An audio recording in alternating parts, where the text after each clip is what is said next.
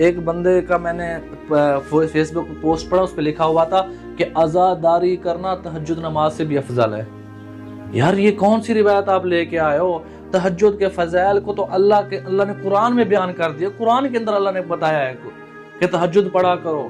تہجد کے بغیر تم کبھی بھی ولی اللہ نہیں بن سکتے، کبھی بھی تم ولایت کے مقام پہ نہیں پہنچ سکتے اگر تم تہجد نہیں پڑھتے۔ ایسے من گھڑت روایات بنا بنا کر پوری امت کو گمراہ کر دیا ہے۔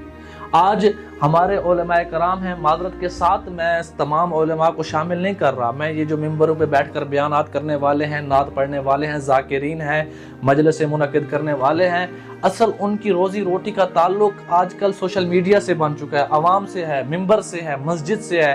تو جب تک وہ لوگوں کو چٹپٹی باتیں نہیں سناتے تب تک ان کی انکم نہیں ہوتی۔ اگر وہ لوگوں کو گرمائیں گے نہیں، لوگوں کو جوش نہیں دلائیں گے تو لوگ جیب میں ہاتھ نہیں ڈالتے۔ من گھڑت روایتیں پیش